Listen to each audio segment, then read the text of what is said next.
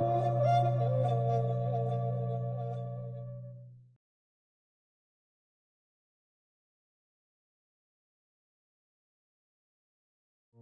students, today we will learn about antigen presenting cells, macrophages, dendritic cells. Now first we'll have a brief introduction. The formation of peptide MSC complexes requires that the protein antigen be degraded into peptides by a sequence of events called antigen processing. The degraded peptides then associate with MSC molecules within the cell interior, and the peptide MSC complexes are transported to the membrane where they are displayed. Cells that display peptides associated with class I MSC molecules to CD8 positive TC cells are referred to as target cells. Cells that display peptides associated with class II MSC molecules to CD4 positive TH cells are called antigen presenting cells. Types of APCs. Professional antigen presenting cells. This includes dendritic cells, macrophages, and B lymphocytes.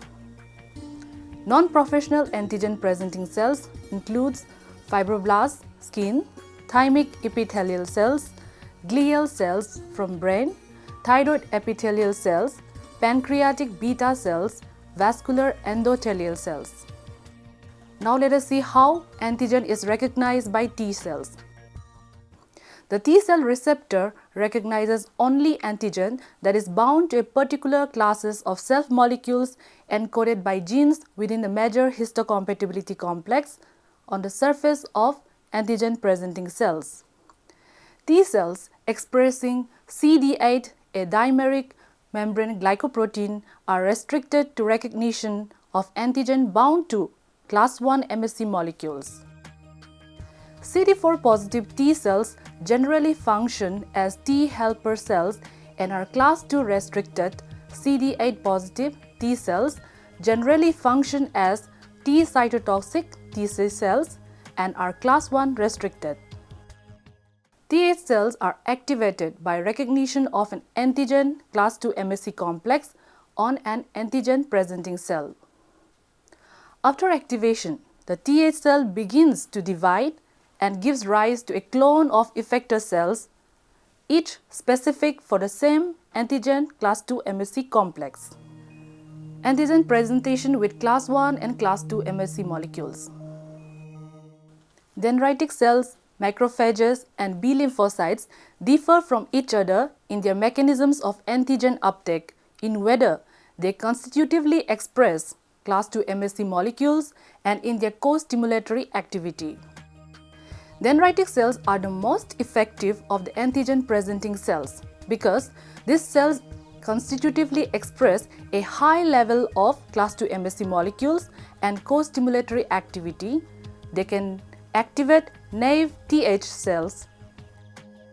Macrophages must be activated by phagocytosis of particulate antigens before they express class II MSC molecules or the co-stimulatory B7 membrane molecule.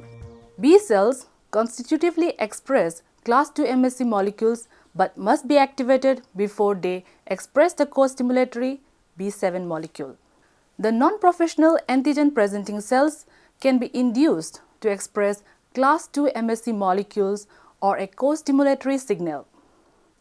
Many of these cells function in antigen presentation only for short periods of time during a sustained inflammatory response. Now let us see the processing and presentation pathways.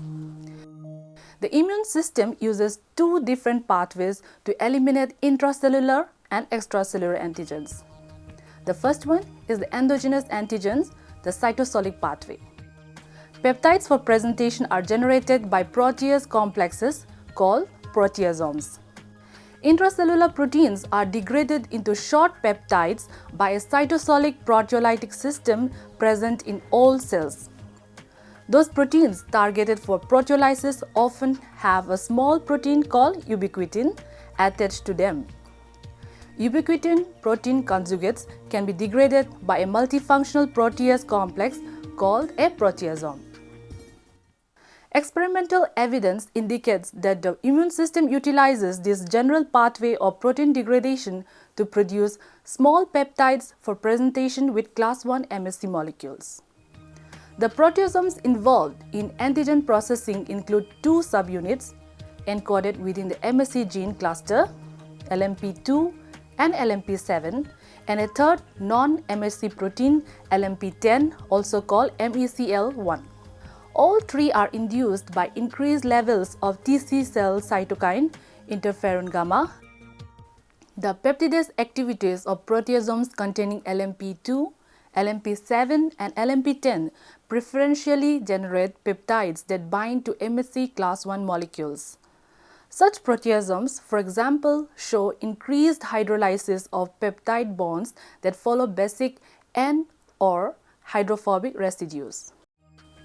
Peptides are transported from cytosol to the rough endoplasmic reticulum.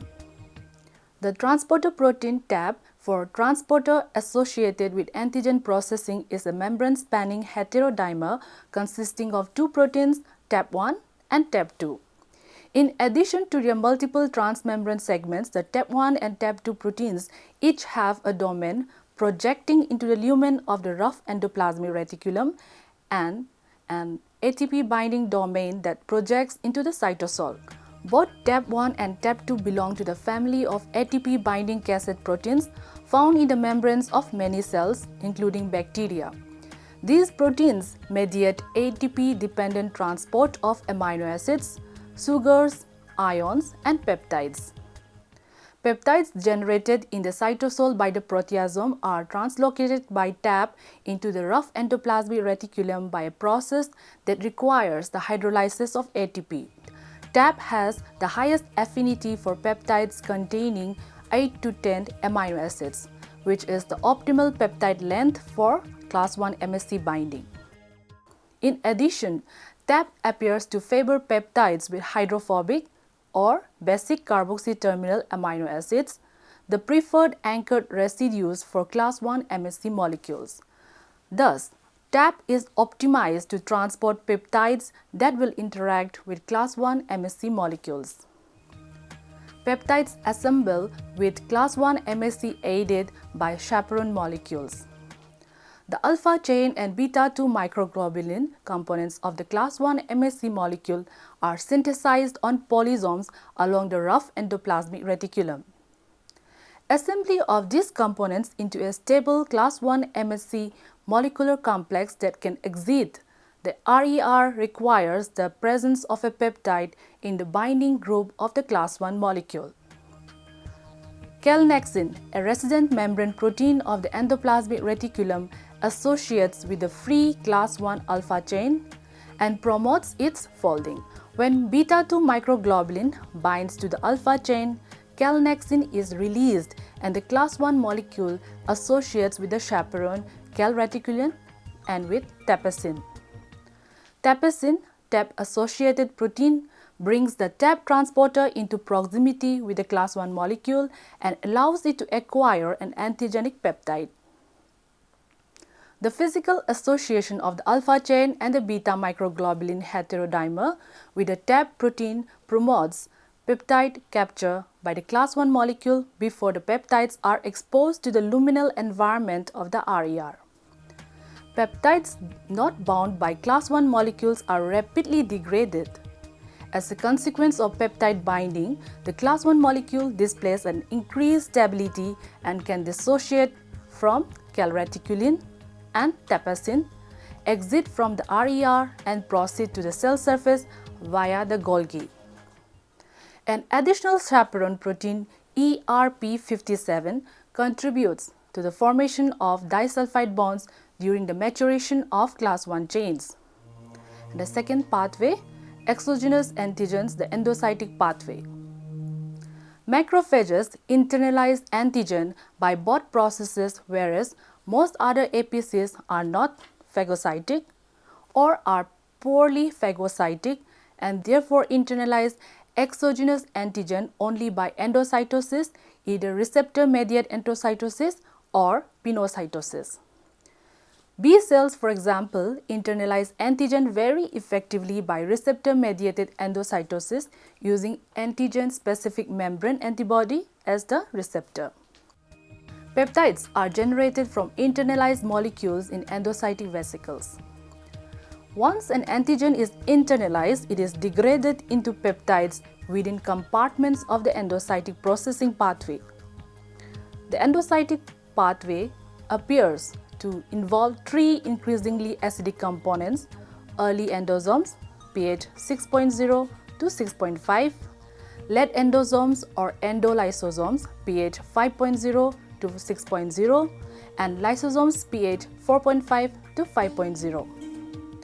Internalized antigen moves from early to late endosomes and finally to lysosomes, encountering hydrolytic enzymes and a lower pH in each compartment. Within the compartments of the endocytic pathway, antigen is degraded into oligopeptides of about 13 to 18 residues, which bind to class II MSC molecules. Early endosomes from the periphery move inward to become late endosomes and finally lysosomes. Alternatively, small transferred vesicles may carry antigens from one compartment to the next. Eventually, the endocytic compartments or portions of them return to the cell periphery where they fuse with the plasma membrane. In this way, the surface receptors are recycled. The invariant chain guides transport of class II MSC molecules to endocytic vesicles. When class II MSC molecules are synthesized with the rough endoplasmic reticulum, three pairs of class II alpha-beta chains associate with a pre-assembled trimer of a protein called invariant chain LICD74. This trimeric protein interacts with the peptide binding cleft of the class II molecules, preventing any endogenously derived peptides from binding to the cleft while a class II molecule is within the RER. The invariant chain also appears to be involved in the folding of the class II alpha and beta chains, their exit from the RER and the subsequent routing of class II molecules to the endocytic processing pathway from the trans-Golgi network. The invariant chain contains sorting signals in its cytoplasmic tail that directs the transport of the class II MSC complex from the trans-Golgi network to the endocytic compartments. Peptides assemble with class II MSC molecules by displacing clip. Most class II MSC invariant chain complexes are transported from the RER where they are formed through the Golgi complex and trans-Golgi network and then through the endocytic pathway, moving from early endosomes to late endosomes and finally to lysosomes. As the proteolytic activity increases in each successive compartment, the invariant chain is gradually degraded. However, a short fragment of the invariant chain termed clip for class II associated invariant chain peptide remains bound to the class II molecule after the invariant chain has been cleaved within the endosomal compartment. Clip physically occupies the peptide binding groove of the class II MSC molecule, presumably preventing any premature binding of antigenic peptide. Non-classical class II MSC molecule called HLA-DM is required to catalyze the exchange of the clip with antigenic peptides. The reaction between HLA-DM and the class II clip complex facilitating exchange of the clip for another peptide is impaired in the presence of HLA-DO, which binds to the HLA-DM and lessens the efficiency of the exchange reaction. HLA-DO, like HLA-DM, is a non-classical and polymorphic class II molecule that is also found in the MHC of other species. Superimposing the structure of HLA-DR3 clip or another DR molecule bound to the antigenic peptide reveals that clip binds to class II in the same stable manner as the antigenic peptide. Once a peptide has bound, the peptide class II complex is transported to the plasma membrane, where the neutral pH appears to enable the complex to assume a compact, stable form.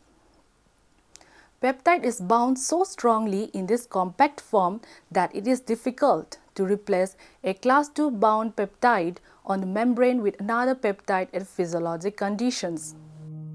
Presentation of non-peptide antigens.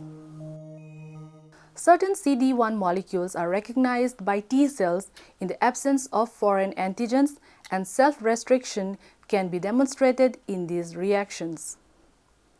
CD1 molecules are able to process antigen in TEP-deficient cells. The CD1A and 1B molecules traffic differently, with CD1A at the surface or in the recycling endocytic compartments, and CD1B and CD1D in the lysosomal compartments.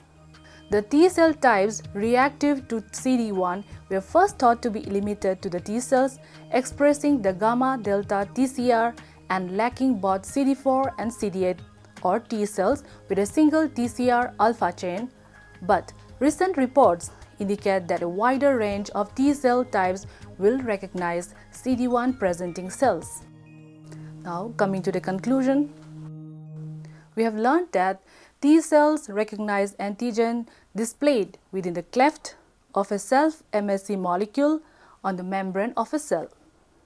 In general, CD4-TH cells recognize antigen with class 2 MSC molecules on antigen processing cells. CD8 T cells recognize antigen with class 1 MSC molecules on target cells. Complexes within antigenic peptides and MSC complexes are formed by degradation of a protein antigen in one of the two different antigen processing pathways. Endogenous antigens are degraded into peptides within the cytosol by proteasomes and assemble with class 1 molecules in the RER. Exogenous antigens are internalized and degraded within the acidic endocytic compartments and subsequently pair with class 2 molecules.